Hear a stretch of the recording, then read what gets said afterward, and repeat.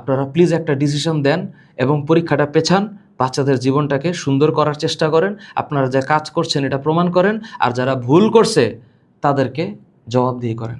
আসসালামু আলাইকুম, আমি ফাহাদ টিউটোরিয়াল থেকে বলছি, এবং এই ভিডিওতে আমি যা কিছু বলবো সজ্ঞানে এবং সুস্থ মস্তিষ্কে বলার চেষ্টা করব।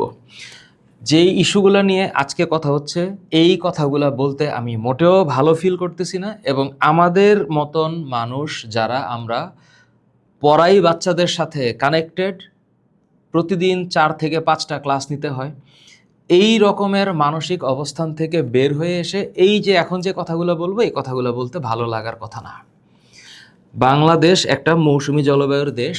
জুলাই মাসে প্রত্যেক বছর এই বৃষ্টিপাত হয়, বন্যা হয়। আমি জানি না কি কারণে, কিসের রুটিনের কারণে এই জুলাই মাসেই একটা পাবলিক পরীক্ষা দিতে হবে, এবং কেন দিতে হবে, কিসের তাড়নায় দিতে হবে, এটা আমার বোধগম্য না।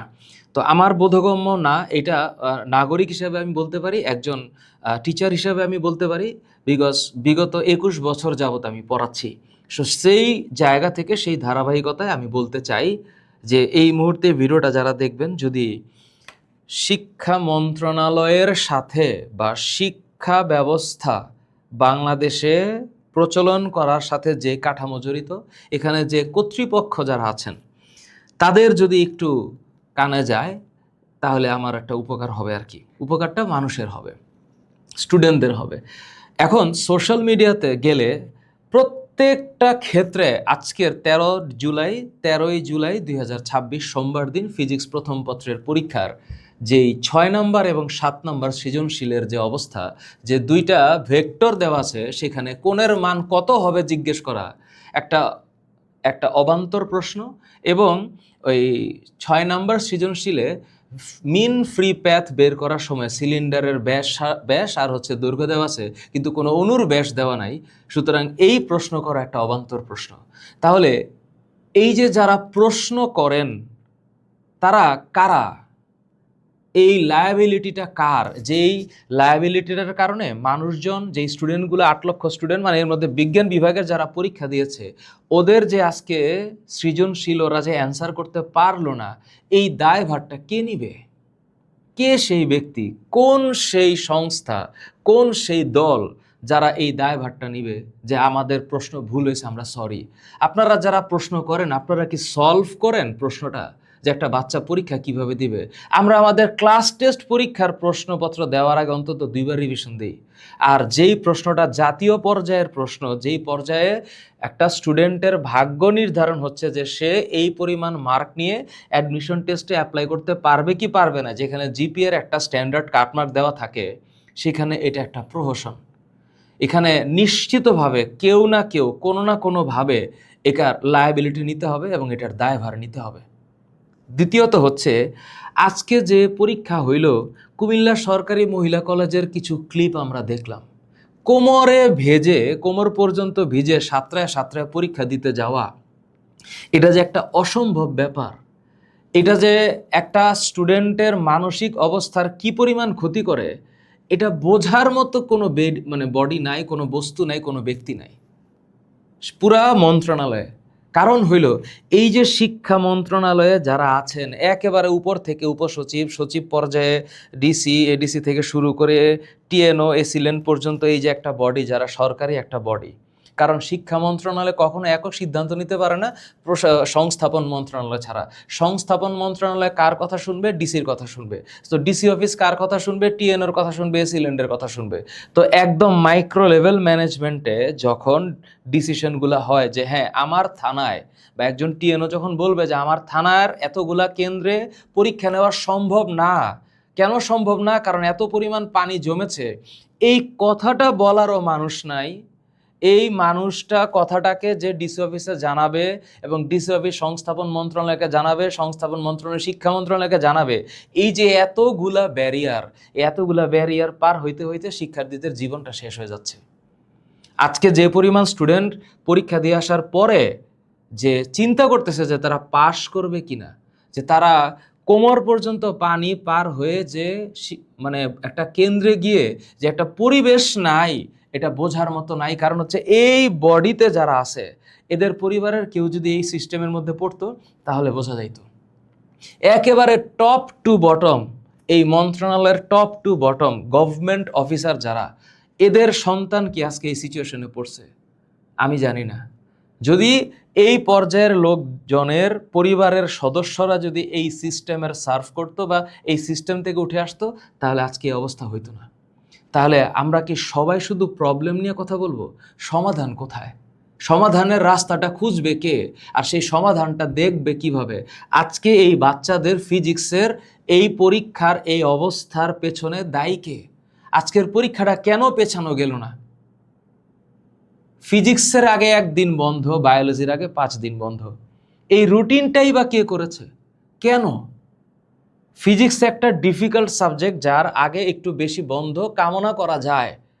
বোটানির আগে 1 দিন বন্ধ চলে, জুলজির আগে 2 দিন বন্ধ চলে, কিন্তু ফিজিক্সের আগে 1 দিন বন্ধ, ফিজিক্স সেকেন্ড পার্টের আগে 1 দিন বন্ধ। এই রুটিনটাই বা কারা করেছেন? আপনারা কি হিসাব করে করেছেন? কোনো কোনো যৌক্তিকতা নাই, কোনো রেসপন্সিবিলিটি নাই, কোনো জবাবদিহিতা নাই, কিচ্ছু নাই। এই কারণে বছরের পর বছর এই হয়ে আসতেছে। ফেসবুকে ঢুকলে দেখা যায় যে স্টেপ ডাউন, অমুককে স্টেপ ডাউন, মাননীয় মন্ত্রী আপনি সরে যান, স্টেপ ডাউন। তো এই স্টেপ ডাউন করে আজকে পদত্যাগ, কালকে আরেকজন আসবে তার পদত্যাগ, কালকে আরেকজন আসবে তার পদত্যাগ, খালি পদত্যাগই হবে? এই শুধু পদত্যাগ হইলেই কি হয়ে গেল?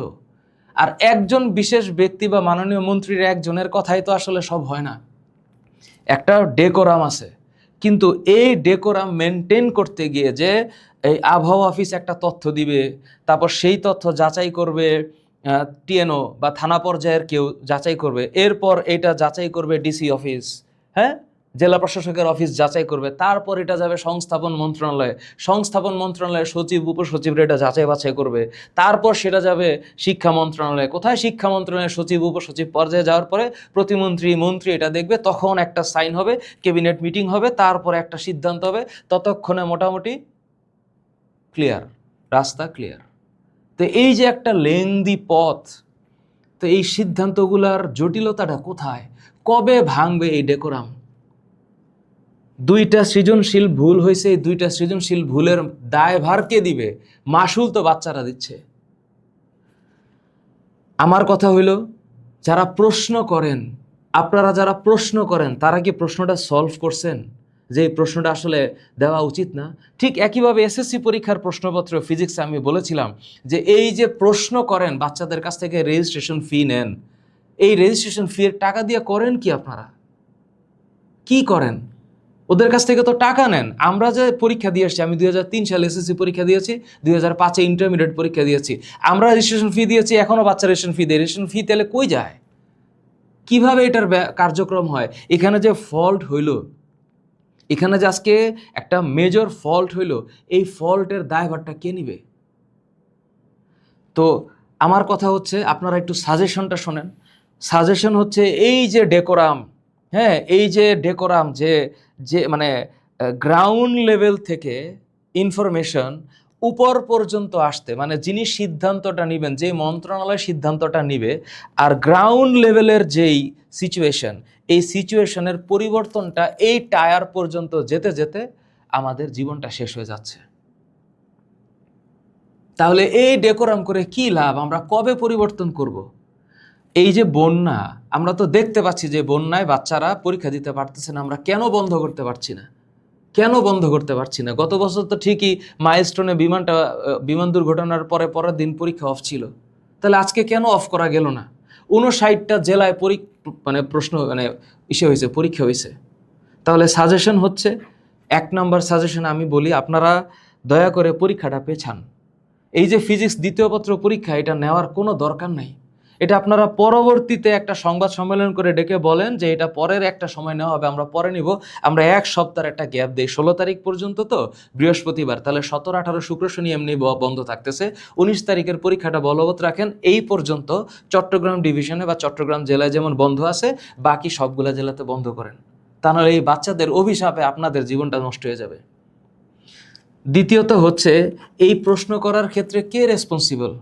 তাকে আপনি একটু, বা কারা রেসপন্সিবল, এই পুরা প্রসেসে কে রেসপন্সিবল, ওই রেসপন্সিবল ব্যক্তি বা ব্যক্তিবর্গকে একটু খুঁজে একটু প্রশ্নর মুখোমুখি করেন, জবাবদিহি চান যে একটা এরকম ভুল মানের প্রশ্ন ফিজিক্সের প্রথম পত্রের সৃজনশীলের 6 এবং 7 নম্বর প্রশ্নটা কে করছে, কারা মডারেট করছে, কারা চেক করছে যে এটা একটা ভ্যালিড কোয়েশ্চেন, কারা করছে, এটার একটু আইডেন্টিফাই করেন। মোর ওভার বাংলা ভার্সনের সৃজনশীলে ভেক্টরের প্রশ্নে F2 এর মান যেখানে প্লাস দেওয়া, ইংলিশ ভার্সনে এসে সেটা মাইনাস হয়ে গেছে। ইংলিশ ভার্সনের কোয়েশ্চেনটাতে ভুল হয়েছে, বাংলা ভার্সনের কোয়েশ্চেনটাতে ভুলই হয়েছে। তাহলে একটা পাবলিক পরীক্ষা, এতগুলা বাচ্চার জীবন, সেনসিটিভ বিষয়। আবার আজকে শুনলাম একজন পরীক্ষা ভালো দিতে না পারে মারা গেছে, এই যে নিউজ আসছে, আত্মহত্যা করছে। তো এখন বলতে পারেন এ তো মানুষ মারা যায়, একটা দুইটা আত্মহত্যা কোনো ব্যাপার না। এটাও বলে দেন আপনারা যে আপনাদের এই বাচ্চাদের মরে যাওয়া আসলে কোনো ম্যাটার করে না। তাহলে আমরা যে দিনের পর দিন খেটে বাচ্চাদেরকে পড়াই, আমাদের কাছে পড়তে তো বাচ্চারা বাধ্য না, আপনাদের কাছে বাধ্য, কলেজের টিচারদের কাছে বাধ্য। কারণ কলেজের টিচাররা একটা থ্রেড দিয়ে রাখে যে আমার কাছে না পড়লেই হবে, আমাদের কাছে তো বাধ্য না, আমাদের কাছে যখন তখন স্টুডেন্ট চলে যায়। তাহলে কই আমরা যদি ডাক দিলে স্টুডেন্ট আসে, আপনারা তাহলে বাচ্চাদের কি হৃদয় জয় করছেন? আপনাদের ডাকে কেউ আসে না কেন? কলেজের টিচাররা এই যে পরীক্ষা, হ্যাঁ, বারবার মডেল টেস্ট, কোচিং, হ্যাঁ, তারপর মডেল টেস্ট, আবার কোচিং, এক্সট্রা ক্লাসের নামে স্টুডেন্টের কাছ থেকে যে টাকাগুলো নিলেন, তো আজকেও রেজাল্ট যে খারাপ হবে বা হচ্ছে, এটার দায়ভার কে নিবে? আমরা ফ্রি বার্ড, আমাদের কাছে স্টুডেন্ট আসতে বাধ্য না, আমাদের কাছে আমাদের কোর্স কিনতে স্টুডেন্ট বাধ্য না, তারপরেও কেনে এবং পরে কেন? কারণ আমরা সেই পরিমাণ সার্ভিস দিতে পারি। তাহলে আপনারা কেন দিতে পারেন না? আপনারা কেন স্টুডেন্টের জীবন নিয়ে একটু ছিনিমিনি করতেছেন? দয়া করে পরীক্ষাটা পেছান, দয়া করে পরীক্ষাটা পেছান। কোনো একটা স্পেসিফিক ব্যক্তিকে বা কোনো একজন ব্যক্তিকে গালি দিয়ে, বকা দিয়ে, অশ্রাব্য ভাষায় কথা বলে সোশ্যাল মিডিয়াটা নষ্ট হচ্ছে। একজন ব্যক্তি বা মাননীয় মন্ত্রী, উনি একক সিদ্ধান্তে কোনো কিছু হয় না, এখানে অনেকগুলা লেয়ার পার হয়ে সিদ্ধান্ত আসতে হয়। তাহলে ওই লেয়ারে গন্ডগোল আছে, বা অনেকগুলা লেয়ার থাকার কারণে ডিসিশন নিতে দেরি হচ্ছে, আর ডিসিশন নিতে দেরি হওয়ার কারণে গালি খাচ্ছে একজন মন্ত্রী। তো অনেকেই আছে, তো একজন মন্ত্রীকে নিয়েই কেন এত কথা হবে? কারণ এর পেছনের যে সিস্টেমটা ঠিক নাই। যদি আমরা আসলে এডুকেশন সিস্টেমটা চেঞ্জ করতে চাই, প্রশ্নপত্রের মান খুব ভালো হচ্ছে, গতানুগতিক হচ্ছে না, যে বিগত বছরের বোর্ড কোয়েশ্চেন সলভ করে গেলে যে এই বছর কমন পড়বে বিষয়টা এমন না। হ্যাঁ, প্রশ্নের মান ঠিক আছে, তো প্রশ্নের মান ঠিক করলে কি হবে? পড়ালেখার মানটা ঠিক ছিল কিনা সেটা তো আগে যাচাই করতে হবে। তো আমার একটা বাচ্চা যদি ভালো মতো পড়ে না আসে, ওকে টাফ কোয়েশ্চেন দিয়ে অ্যাসেসমেন্ট করার পেছনে কোনো যৌক্তিকতা নাই। এতে করে কখনোই পরিবেশ ভালো হবে না, কখনোই দেশ আগাবে না, কখনোই আগাবে না। অন্তত আমি আমার 21 বছরের পড়ানোর অভিজ্ঞতা থেকে বলতে পারি, আমি বাচ্চাদের সাথে ডিরেক্টলি কানেক্টেড, ডিরেক্টলি, এবং আমার পড়ানো ছাড়া অন্য কোনো কাজ নাই, দ্বিতীয় কোনো প্রফেশন নাই। I have no other task, the only task is teaching. So ওই এমপ্যাথিক ভিউ, এমপ্যাথি আসবে কোত্থেকে? কারণ আমাদের সিস্টেম আমাদের বাচ্চাগুলোকে একটা মানে বিজনেস মডেল বানায় ফেলাইছে। তো তোমরা যারা আমাদেরকে বলো, স্টুডেন্টদের উদ্দেশ্যে বলছি যে আপনারা কিছু বলেন, তোমাদের তো উচিত ছিল কলেজের টিচারকে বলা, কলেজের প্রিন্সিপালকে বলা। তো যেই কেন্দ্রটা ডুবে গেছে সেই কেন্দ্রের প্রিন্সিপাল আপনি কেন কিছু করতে পারলেন না? আপনারা যারা কলেজের টিচার, মানে নামধারী, পদধারী, খুব যে আমি কলেজের টিচার, আপনারা বাচ্চাদেরকে নিয়ে কিছু করতে পারলেন না কেন? বাচ্চারা আপনাদেরকে পছন্দ করে না কেন? তাহলে আপনারা কি করলেন? আপনারা বলেন আপনাদের বাচ্চাদেরকে যে আপনাদের পেছনে কয়জন দাঁড়ায়, আপনারা বাচ্চাদের জন্য কি করলেন? যে এই যে আজকে একটা কেন্দ্রে, কুমিল্লা সরকারি মহিলা কলেজের কেন্দ্রে যে বাচ্চারা পানিতে ডুবে ডুবে যাচ্ছে, আপনি জেলা প্রশাসককে কিছু বলতে পারলেন না, স্যার একটু ব্যবস্থা করে দেন? কারণ আপনাদের বাচ্চারা তো এই কলেজে পড়ে না, আপনাদের বাচ্চারা তো এই স্কুলে পড়ে না, এই কারণে হয়তো আপনারা ফিল করতে পারছেন না।